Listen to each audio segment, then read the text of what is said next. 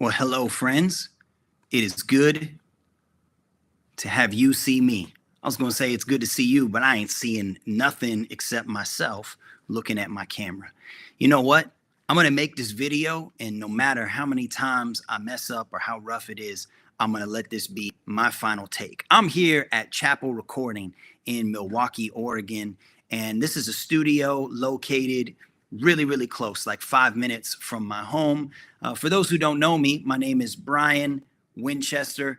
Musically, I've went by the name Braille for many, many years, made hip hop music most of my life, started as a teenager, did it professionally for about 20 years, not just as a solo artist, but also as a member of the group Lightheaded with Omega Watts and Othello, now known as Jose Moore, and with Beautiful Eulogy, including the members Odd Thomas and Cortland Urbano. I transitioned in 2018 into full-time pastoral ministry. And at that point, I kind of figured, my years with music are behind me. I don't know how much time I will have to put into it because between raising my kids, learning how to grow in pastoral ministry, and also being married, you can only juggle so much. But I started re-engaging music here and there over the last 7 years. Like I'd make a song, disappear, make a song, disappear. But there was a part of me that still wanted to throw myself into just the creative endeavor of expressing myself through music. But it would also feel really unnatural because as you grow, as you mature, as you're in a different season of life, it's hard to understand who even am I as an artist? How do I put on my Old Navy khakis and my Costco button up and make a rap song? It's just different seasons of life and finding your voice again. And so there were a few things going on where I just realized, man, I do miss music. And I started collecting records, and that also just influenced me to begin thinking about my own catalog and some of the music that I'd made in the past. Coming up in 2024 was the 20-year anniversary of an album that I made when I was only 22 years old. It's called Shades of Grey. And so I decided to print that up on vinyl. And that was a really fun process. Here is a copy, boom. I'm trying to learn how to move with the camera here. But yeah, 2024, we put this out, Shades of Grey on vinyl. And that was a lot of fun. And in some ways, just reinvigorated. Like, yes, I'm not the same person that I was 20 years ago. I've grown a lot. I've changed a lot. But just recognizing, man, God was at work in my life. It's something that I created. There's still people that appreciate the record till this day. And so instead of just kind of locking it away and being like, who cares? I wanted to, just kind of reignite my engagement with music. And so putting that out, that whole process, it was a lot of fun. My kids were helping me to package the orders and stuff. There's still some copies left. So if you want that, cool, you can check it out. But what I want to talk about specifically is a best of collection that I put together called the Kept Safe Collection. Now, the reason I called it the Kept Safe Collection is because I recognized as I was going through my catalog, it's not kept safe in like, these are some unreleased songs that I've kept safe and now I'm going to release them to the public. No, they're all songs that have been released before. It's called the Kept Safe Collection because it represents God keeping me safe through many years of difficulties and trials that, you know what, I've been broken, I've been beaten, I've been battered, I've fallen, I've gotten back up.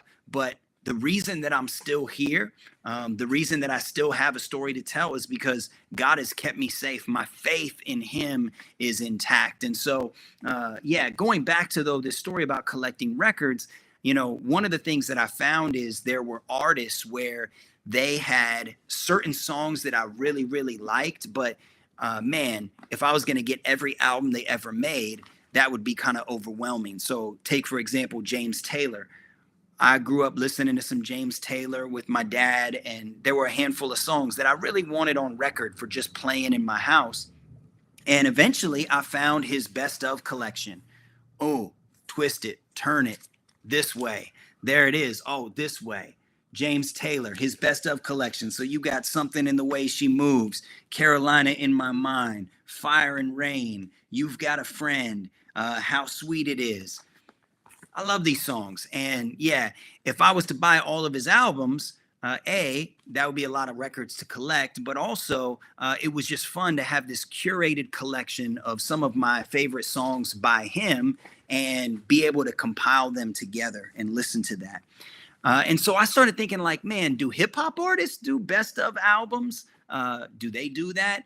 Because I've put out like 7 albums plus, solo plus some of my group work or whatever. And so I was like, man, it might be fun to put together a best of collection. And once I had that title kept safe, I was like, man, what if that collection of songs wasn't just some random anthology? Like, you could do a double disc of, all your most popular songs or all the songs that you think still hold up. But if they don't really sound good in order or together, then it's not a really enjoyable listening experience. For example, I've got a anthology of the Beatles on vinyl. It's a really cool record, but it doesn't really play that well because you'll go from one song to another and whole different vibe, whole different mood. And particularly for me, when I'm in my house and when I put on records, I like something where the vibe is generally consistent. And really, if you're playing it for 15, 20 minutes for one side, it's really nice whether we're eating dinner, washing dishes, just hanging out, when you can put on a record that it has a particular mood or a particular vibe that it carries throughout. So some good examples of that. You've got Al Green's Greatest Hits. Boom. See, there's this light and I got to just hit it right. But man, Al Green's Greatest Hits has some fantastic songs on here. The songs you'd want to hear on a best of from him, with Tired of Being Alone, I'm Still in Love with You, Can't Get Next to You, Let's Stay Together. I love putting on that record. Or another good example, Sam Cooke's Best Of. Really, really fun record to play. We love putting this on during dinner time or whatever, and we really enjoy it. Another one that I have is Jim Croce. So his Greatest Hits. He had a handful of songs, and some artists too, it's not just that there's particular songs you want all compiled on a record, but also sometimes they're albums. You don't really love the album, but you love particular songs from the album. And to be honest, I think that represents my catalog well. There's only a couple albums that I've made where I feel like, yeah, that album is really good start to finish. I think at least Shades of Grey, even though in my mind it's kind of dated, it's very youthful. But if you like that album, it plays well as an album. But then I had other albums where I'm like, there's songs that I like on this album, but I don't really feel the need to print it on vinyl, celebrate it in that kind of way. And so I put together the Kept Safe collection and went through and tried to represent. I didn't really start with my first album, Life First, that came out in 1999, because those songs I made when I was 16. And while there was a consistency through the majority of my catalog where you could see same voice, same style that's being developed, I mean, when I was 16, I'm recording on a digital 8-track. My voice sounds completely different. And a lot of those songs were mixed where my vocals were really quiet. And so it just didn't sound good in the playlist and in order. So for some people were like, yo, put a song from Life First on there. Sorry, it just didn't make the cut. But first thing I want to show you is this artwork. It turned out beautiful. Now, boom. Yeah, I'm like trying to learn how to go with the camera. Anyway, this here is an actual multimedia piece that my friend Esteban Shed made. He put together this sailboat and all this texture. And the idea here is you have this kind of tattered, torn sailboat in a storm, and yet it's held up on a rock and the sun is shining on it. And this was kind of a picture of what I mean by kept safe. There are these trials, there's difficulty, there's challenges, and all kinds of storms that I've personally faced in my life. And really on my own, there's no way I was going to survive those storms, but there's a rock, there's something that is holding me up. And then there's also sun shining, which is recognizing, man, there's something on the horizon. Though this storm is something I'm going through, it's not the full picture of my life. There's something on the horizon for me to look forward to. And so within this collection of songs, I also did colored vinyl. And what's really cool is there's blue records, which represent the sea, represent the storm, and then there's orange records, which represent the sun. And so there's 100 copies that I made of the orange. There's 150 that I made of the blue. And then there's just black vinyl as well, 250 of those for people who would prefer it. But I'll show you really quick. Let's see what this one is, because I can't remember what order I stacked them in. This is the orange. So this is the Radiant Sun colorway, boom, of the Kept Safe collection. And, you know, half the songs, they represent that radiant sun. So songs like Everything Changed, this is recognizing, man, there was a moment in my life when I came to know Jesus, where God's grace impacted my heart, and I looked at life differently from that day forward. Or a song like IV, which I was infected with sin, but I found the IV. But then there's also songs that represent the storms, like Skeptical, where I'm just recognizing, man, sometimes people are looking at me, they're questioning, why is he doing what he's doing? What is he really about? A song like Resurrect Me, which, man, that was written at a time when really like the bottom fell out from under me in my life. That's a story for another day. People who know me, they kind of know that story, but nonetheless, it's like, man, either I'm dead or I'm dying.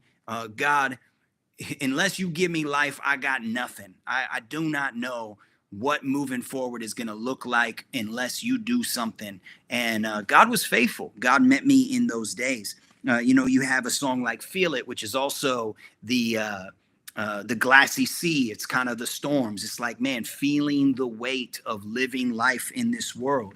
And then you have a song like Flex, which is, man, I learned through those things. I learned. And so my boast is in the Lord. Step Up. This is like me. This is Radiant Sun. This is like, man, I got a desire in the midst of all this craziness to raise my daughter, to love my wife. Or a song like Blessed Man, where I'm celebrating God's goodness to me and his gifts. But then, you know, other songs like Mosaic, where it's like, man, there's just all these broken pieces all around me. And yes, God's turning them into something, but what I see is the brokenness. And so, yeah, the Kept Safe collection. Let me show you the blue one, because the blue one is fire too. I love both of them. And like I said, like half the songs represent the glassy sea. Half the songs represent the radiant sun. It's the same songs, no matter which one you get. But you know, so it's really just about your preference. But this best of collection, some of the things was I went through and I listened to my whole catalog, which anyone who's an artist, you can relate with this. I mean, even if you're not an artist, like imagine reading your own diary from like 15 years ago and being like, oh my goodness, that's kind of embarrassing. Or, oh, wow, look at how I was thinking back then. I see how that train of thought led to something.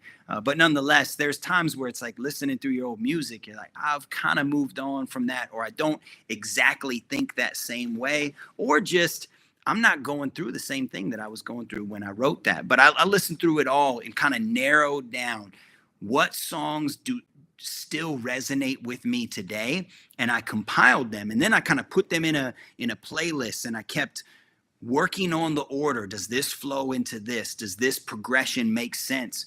And eventually came up with a 12-song order. Now, you can get this on vinyl. It's also on streaming services, iTunes, whatever. However you do digital music, you can still access it. But part of the idea of doing the vinyl was to create a collector's item. Only 500 made, 3 different colorways. But also that, you know, by having that physical product, obviously that is beneficial for me as an artist. It reinvigorates the older catalog, but also as I move those pieces of vinyl, that actually affords for me to continue investing in music. And another thing that I'm really investing in, to be completely honest, is that we're seeking to remodel our basement so that we have a space for my mother-in-law to live in when she retires. And so, you know, there's various aspirations there. But really, by me reacquainting myself with my old catalog, it kind of reminded me of some of the fire that was in me, some of the passion that I had. And now I'm in a new season creating music again. And so this studio here, Chapel Recording, maybe I said this in the beginning, maybe I didn't. Like I said, I'm not going to, you know, overthink this, but I book out 6 hours every other Monday to come to this studio and work on new songs. And I'm going to be releasing those very consistently. That's at least, again, that's my goal. That's my aspiration. Usually when I come in here for 6 hours, I usually come up with about 2 songs. I'll have ideas, I'll have production kind of already marinating. And then I come in here to execute. I had equipment set up in my home, but man, when you're doing family life or whatever, it's really hard to tune out the rest of the environment and just get in a zone.